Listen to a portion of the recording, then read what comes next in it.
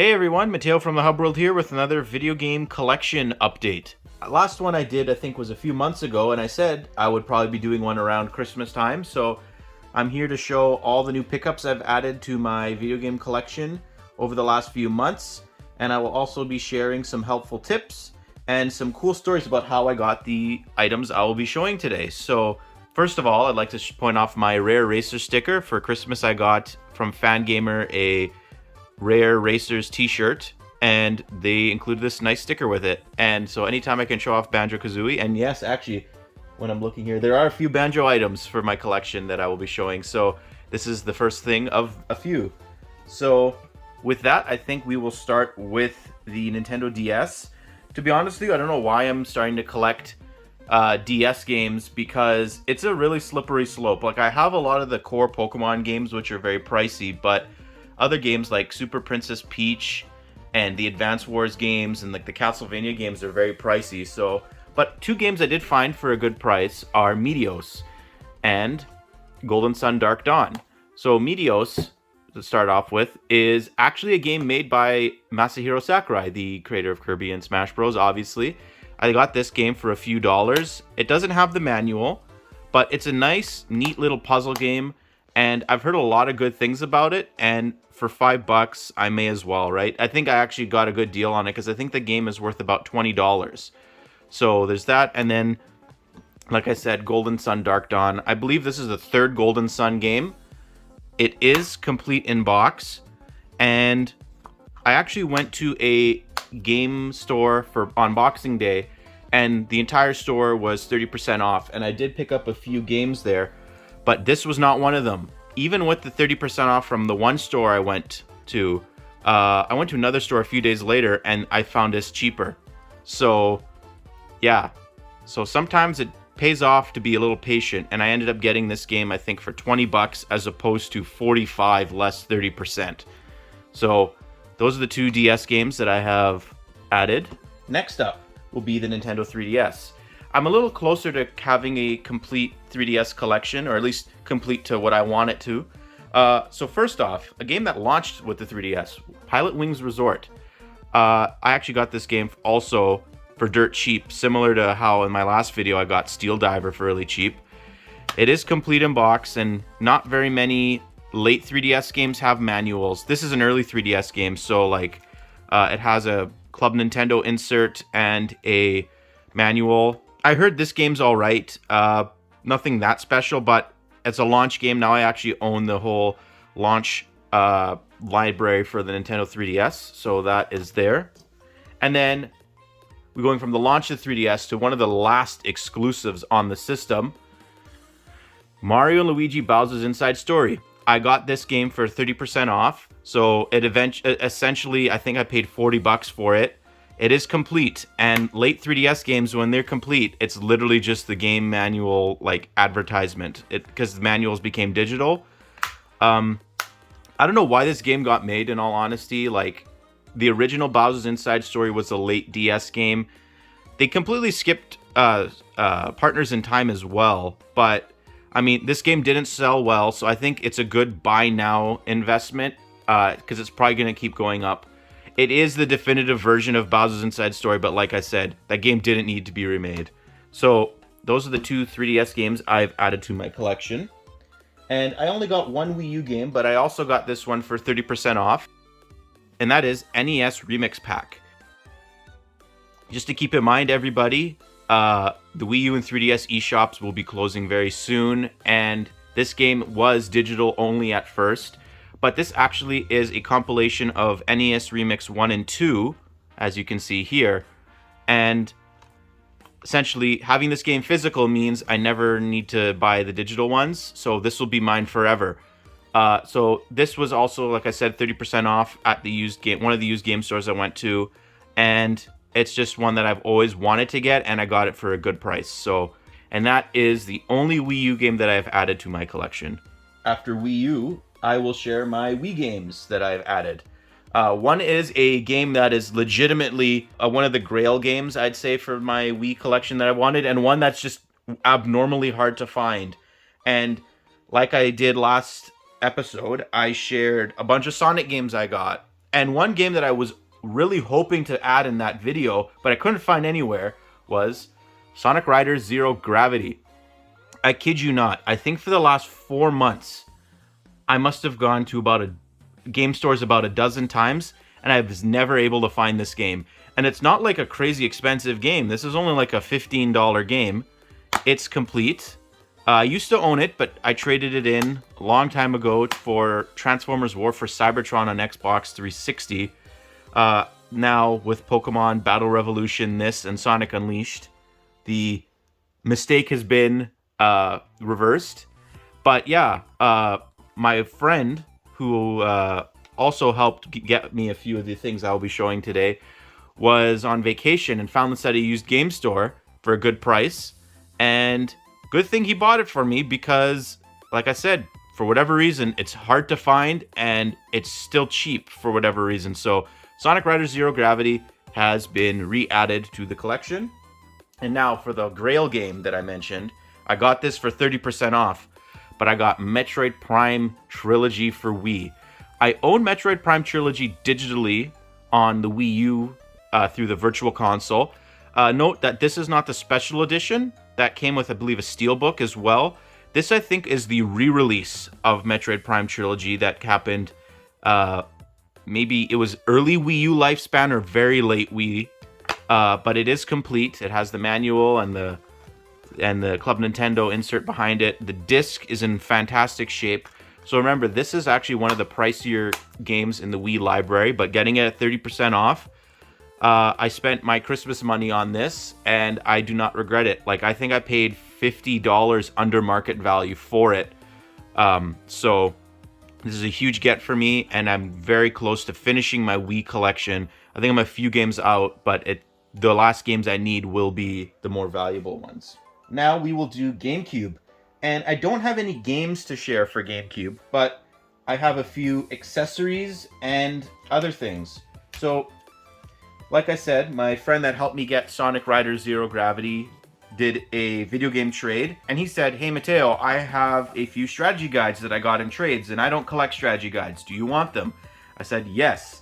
So, I got strategy guides for Mario Party 4 and 5. These are the Prima version, not the Nintendo Power. I actually don't even know if Nintendo Power had strategy guides for these games, but Mario Party 4, Mario Party 5, and then my favorite one that I got, Billy Hatcher and the Giant Egg. This is one of my favorite GameCube games. It's criminally underrated. Yes, I know Yuji Naka is in the news for bad reasons right now, but this game is fantastic. I hope it gets ported or to modern systems, or even gets remade or gets a sequel. But these 3 GameCube games are fantastic, and I'm happy I got those. Next up, I own Mario Party 6 and 7, but I didn't own a microphone, so I did pick up a microphone. I found it at Value Village only for a few dollars. I don't think they realized what it was. And yeah, this is just something I need, and it's going to be fun to play those Mario Party games with the microphone. Next up, actually, there's 2 things. They are GameCube controllers. So another story time here is a friend of mine, we ordered a big package from Japan, and we were just gathering a whole bunch of items to ship out at once, and the main thing we were collecting was GameCube controllers. So I have here a white Nintendo GameCube controller that was exclusive to Japan, and this has the very long cable. It is in immaculate condition, and yes, I did clean it. Actually, my friend cleaned it for me, so I didn't have to. So I got the white one. And these are actually very, very sought after. And I am actually really happy to have this in my collection because this is the one that came out in the Wii era. This is not the Smash 4 reissue of the white controller. And then the controller I'm most happy to be adding to my collection, also exclusive to Japan, is the Emerald Blue controller. I think, if I remember correctly, this had something to do with Pikmin in Japan. Like, it came out around the time the original Pikmin did. My friend also got this for me. I paid a very, very fair price for it because these are about, I think, 90 US, and I did not pay anything close to that. So these have been refurbished by taking, like, we bought lots, so we just took the best pieces from other controllers and made the best ones we could. We cleaned them, and they are ready to go. I don't know whether I'm going to use it or not, or just sit on it and stare and admire it. I think that is probably the thing to do, because these are very, very amazing controllers. So I'm just going to move all this out of the way, and we will do Switch next.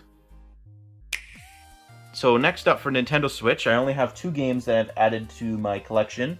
The first one is Pokemon Scarlet and Violet's Double Pack. It's still sealed. Everything's in the box.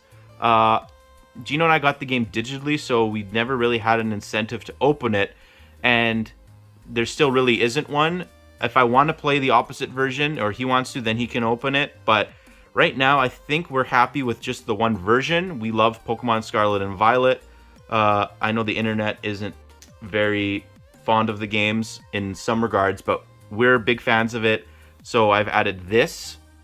And if you recall from the last episode, I got Xenoblade Chronicles 2, and I did say that the special edition was coming in the mail, and it did. And I've kept it in its box because I want to keep it in pristine condition. I did open Xenoblade 3. I haven't played it yet. I'm very tempted to. But whenever I'm done with that game, maybe I would open this and put the game inside, or I'll just keep this sealed. I think I'm going to elect to keep it sealed. But yeah, it's amazing. And I do have the Fire Emblem Engage Special Edition pre-ordered for pickup. That's one of my most anticipated games for this year. So just the Pokemon Scarlet and Violet Double Pack and Xenoblade 3 for Switch. Alright, not much to say about this, but it's the only non-Nintendo console game that I've added to my collection this time around. Sonic Forces, I used to own this on Switch, traded it in for actually a good amount of money at the time. Found this at a thrift store for a few dollars. It's not a great game. It's also missing like the Shadow and the DLC for like the Avatar. But yeah, this is just the best version of a bad game. And I probably will never play this game again because I disliked Sonic Forces so much the first time around. Yeah, I just left a bad taste in my mouth. So on to better things. Another thing I picked up at a used game store was this little Game Boy Advance network adapter, or online adapter, whatever you call it. These came in bundled with Pokemon Fire Red and Leaf Green for the Game Boy Advance back in the day. And the reason I bought it is because I actually already owned a complete in-box copy of Fire and Leaf Green, and you guessed it, I did not own the adapter. So I thought I would just do this live on camera. I have all the papers here. The game is in its little bag, and there you go. I have now officially completed my copy of Fire Red and Leaf Green for Game Boy Advance. And just as a reminder to everyone, if you own all inserts or cardboard boxes for your Nintendo games, especially Nintendo, please, please, please do yourself a favor and do not throw them out. I know I should have said that when I showed off my double pack for Pokemon Scarlet and Violet, but it's even more important for retro Nintendo. Just don't do that.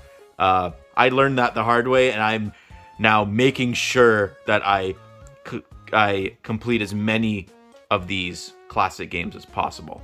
Speaking of which, I actually added a NES game to my collection, and it is a game that, like you see here, it is Duck Hunt.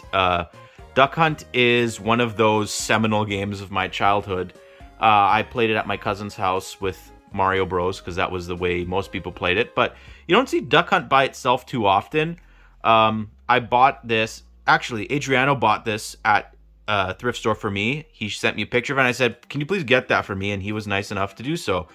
When we bought it, obviously there's a tear on the box. This was only $10, and I don't know why it was only $10, because it's the box, the cart.